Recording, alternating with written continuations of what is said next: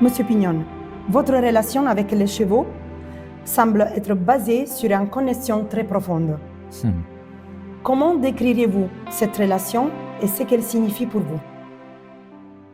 Alors, je pense que j'ai une bonne relation avec mes chevaux, surtout depuis que j'ai fait une aventure en Patagonie.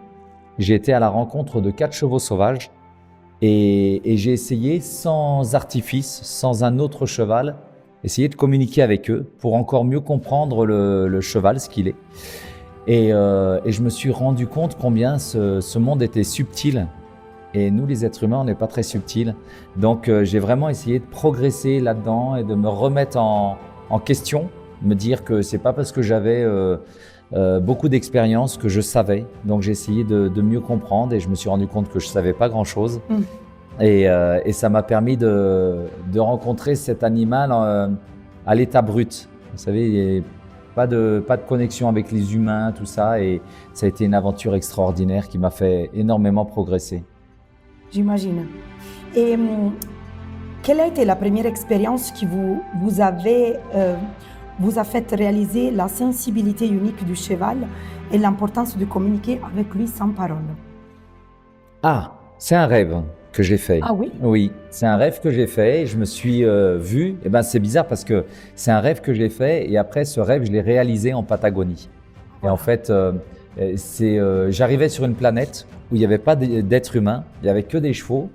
Et puis j'essayais avec mes claquements de langue, avec mes sticks, les choses comme ça, à rentrer en communication, à les dresser. Et ça marchait pas du tout dans le rêve. Je me rappelle que c'était une catastrophe. Et tout ce que je faisais marchait pas. Tout ce que je connaissais des chevaux ne marchait pas. Et après, je me rappelle avoir pris le temps de m'asseoir, de les observer et de voir comment ils communiquaient entre eux. Donc c'était dans le silence, c'était en baissant les oreilles, c'était dans des attitudes, des choses comme ça. Et dès le lendemain, j'ai enlevé tout ce que je faisais avant. Je parlais un petit peu, je claquais de la langue comme tout dresseur. Et j'ai tout enlevé ça. Et au début, c'était un petit peu difficile d'enlever les habitudes. Mais aujourd'hui, je m'en félicite parce que ça a tout changé. Ah, vous avez un nom maintenant pour ça. Mais j'avais déjà un nom à ce moment-là. Oui. C'est pas quelque chose qui s'est passé il y a beaucoup de temps. Non, ben ça s'est passé quand même il y a du temps parce que je suis pas tout jeune. Mais c'était il y a 13 ans. Donc voilà. C'est pas tout jeune, mais c'est pas tout vieux non plus. Tout à fait. Et dans vos spectacles, on voit une harmonie parfaite entre vous et vos chevaux. Quelle qualité essentielle un cavalier doit cultiver pour établir une telle connexion? Avec une logique qui est implacable, c'est-à-dire que là, on peut communiquer parce que tu parles français. Heureusement. Oui, heureusement, parce que si tu parlais que italien, je pourrais pas, exactement. Donc, avec les êtres humains, on a toujours cette possibilité de prendre un traducteur. Si. Avec ton cheval, tu n'as pas de traducteur. Donc, je trouve que c'est super important et super logique de parler français avec un français et de parler cheval avec un cheval. Et voilà, c'est une base, en fait. Pour bien communiquer, on doit parler la langue du cheval. C'est évident. Mais c'est super. C'est très charmant, je dirais. Selon vous, comment le cheval perçoit-il les émotions humaines et comment cela influence votre travail et votre approche? C'est là la grande force du cheval, c'est que c'est pas un animal extrêmement intelligent. Hein, quand on voit dans la liste des animaux classés par intelligence. Je dirais pas. Tu dirais pas, mais regarde, la liste classée par intelligence, il y a les prédateurs, il y a les proies. Le cheval, ça fait partie des proies. Il n'a pas besoin de technique de chasse pour manger.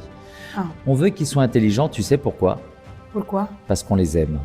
Ah oui, vous avez raison. Et c'est ça. Et je suis sûr que si on disait ton cheval, on a fait une étude dans le monde, ton cheval est le cheval le plus intelligent. Et je suis sûr que tu dirais ah super. Tu vois, parce qu'on les aime, on veut leur... C'est ce que je dis de mon cheval, donc... Mais c'est ça. J'ai pas raison.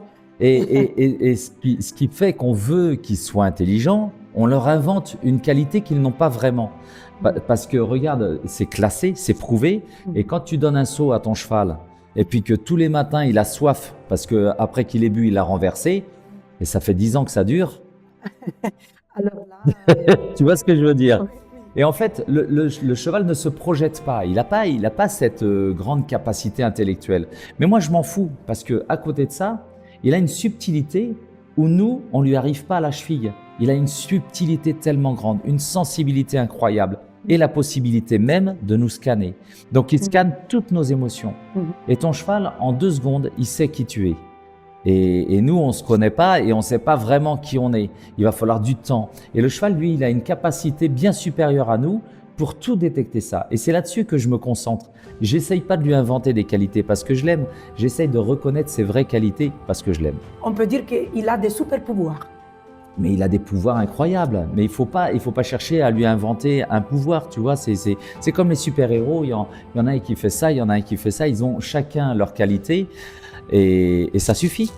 C'est vrai. Il faut les prendre tels comment ils Mais sont. c'est ça. Et le problème, c'est que les gens, souvent, pensent que leurs chevaux sont très intelligents. J'ai pas dit qu'il était bête, hein, J'ai compris. mais c'est pas sa qualité première. Et par contre, du coup, ils font de l'anthropomorphisme. Tu sais, c'est quand tu commences à penser que ton cheval pense comme toi. Non, justement, il a un système intellectuel qui est assez basique. Donc, commence pas à vouloir lui raconter ta vie, des choses comme ça, parce que lui, il n'en a pas besoin. De toute façon, il l'a déjà découvert, ce que tu étais. Donc, il n'a pas besoin que tu lui racontes. Oh, c'est très sympa ça.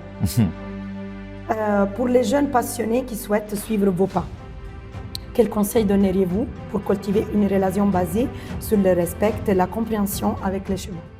Alors déjà, il faut connaître le cheval, un minimum, et il faut être toujours à l'écoute de ce qu'il nous dit. Ce qu'il faut savoir, c'est que chez eux, chez les chevaux, il n'y a pas un mouvement d'oreille ou un mouvement de queue qui est fait pour rien. Toute activité physique, tout mouvement veut dire quelque chose. Et nous, les êtres humains, on dit justement qu'on est intelligent, mais on n'est pas très fort dans l'analyse de ce que nous dit notre cheval. Et il y a beaucoup de gens qui disent des fois, je comprends pas, il y a mon cheval hier, il a bien fait un truc et aujourd'hui il n'a pas fait. Mais parce qu'aujourd'hui il t'a dit que ça l'inquiétait et tu l'as pas écouté. Alors quand on n'écoute pas un cheval, le cheval commence à s'inquiéter.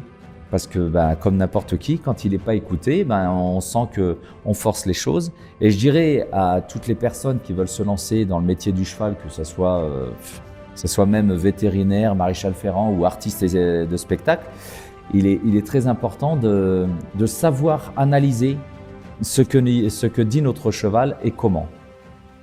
Merci. Mais de rien.